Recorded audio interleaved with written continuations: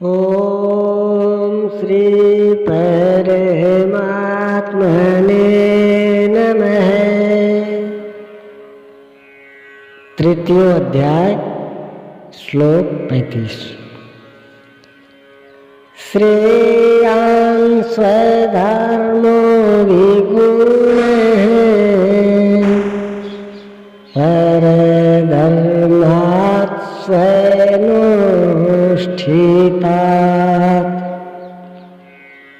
स्वधर्मे निधनं श्रेयः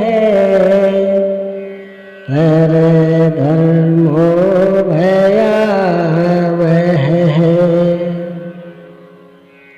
एक साधक 10 वर्ष से साधना में लगा हुआ है और दूसरा आज साधना में प्रवेश ले रहा है। दोनों की क्षमता एक जैसी नहीं होगी। प्रारंभिक साधक यदि उसकी नकल करता है तो नष्ट हो जाएगा। इसी पर श्री कृष्ण कहते हैं कि अच्छी प्रकार आचरण किए हुए दूसरे के धर्म से गुण रहित भी अपना धर्म अधिक उत्तम है। स्वभाव से उत्पन्न कर्म में प्रवृत्त होने की क्षमता स्वधर्म है। अपनी क्षमता के अनुसार कर्म में प्रवृत्त होने से साधक एक न एक दिन पार पा जाता है। अतः स्वधर्माचरण में मरना भी परम कल्याणकारी है।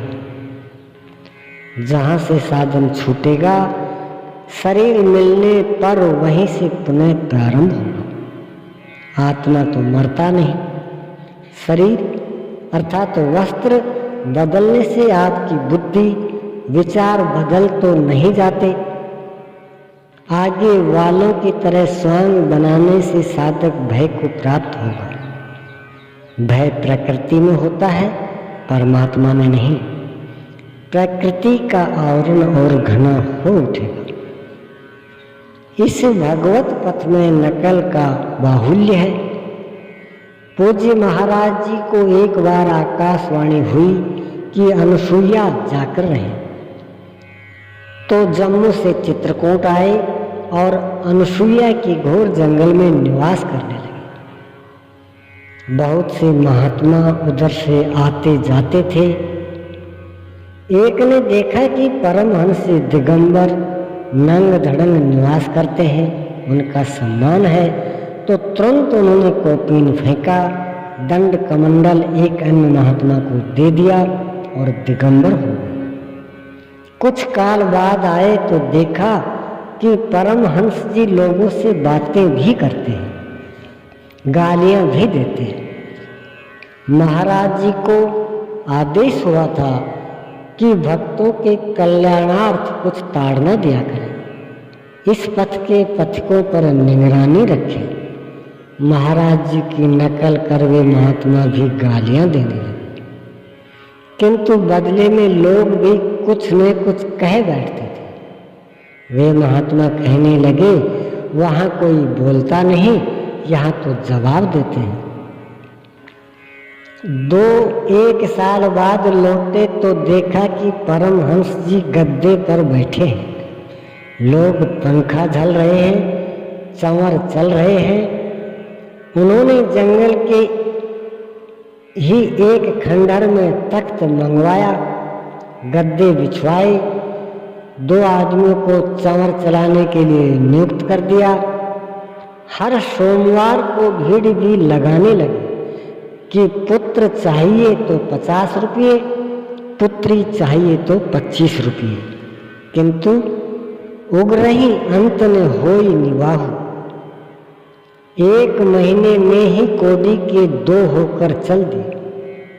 इस भगवत पथ में नकल साथ नहीं देता।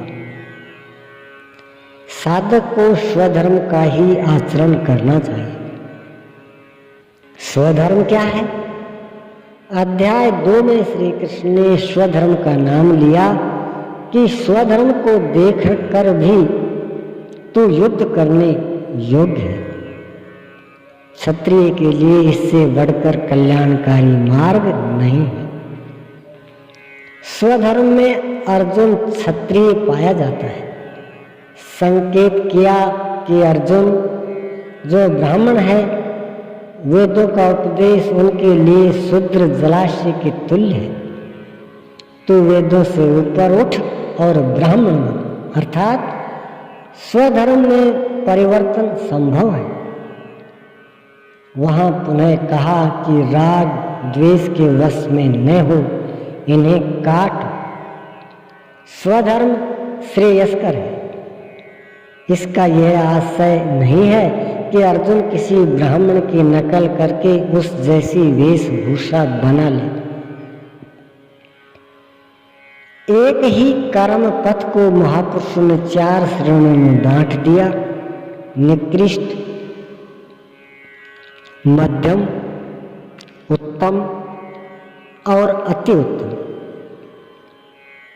इन श्रेणी के साधकों को क्रम से शूद्र, वैश्य, क्षत्रिय और ब्राह्मण की संज्ञा दी। शूद्र वाली क्षमता से कर्म का आरंभ होता है और साधना क्रम में वही साधक ब्राह्मण बन जाता है। इससे भी आगे जब वह परमात्मा में प्रवेश पा जाता है तो न ब्राह्मणों न क्षत्रिय है, न वैश्य हो, न शूद्र है, चिदानंद रूप है, स्योहम स्योहम। वह वर्ण से ऊपर हो जाता है। यही श्री कृष्ण भी कहते हैं कि चातुर्वर्णीय मया सृष्टम, 4 वर्णों की रचना मैंने की। तो क्या जन्म के आधार पर मनुष्यों को बांटा? नहीं, गुण कर्म विभाग सह गुणों के आधार पर कर्म बांटा गया। कौन सा कर्म? क्या सांसारिक कर्म? श्री कृष्ण कहते हैं नहीं, नियत कर्म। नियत कर्म क्या है? वह है यज्ञ की प्रक्रिया जिसमें होता है श्वास में प्रश्वास का हवन, प्रश्वास में श्वास का हवन, इंद्रिय संयम इत्यादि, जिसका शुद्ध अर्थ है योग साधना, आराधना। आराध्य देव तक पहुंचाने वाली विधि विशेष ही आराधना है। इस आराधना कर्म को ही 4 श्रेणी में बांटा गया। जैसी क्षमता वाला पुरुष हो उसे उसी श्रेणी से प्रारंभ करना चाहिए। यही सबका अपना अपना स्वधर्म है। यदि वह आगे वालों की नकल करेगा तो भय को प्राप्त होगा। सर्वथा नष्ट तो नहीं होगा, क्योंकि इसमें बीज का नाश तो नहीं होता। हाँ, वह प्रकृति के दबाव से भयाक्रांत दीनहीन अवश्य हो जाएगा। शिशु कक्षा का विद्यार्थी स्नातक कक्षा में बैठने लगे तो स्नातक क्या बनेगा? वह प्रारंभिक वर्णमाला से भी वंचित रह जाएगा। अर्जुन प्रश्न रखता है कि मनुष्य स्वधर्म का आचरण क्यों नहीं कर पाता? ओम श्री सद्गुरुदेव भगवान की जय।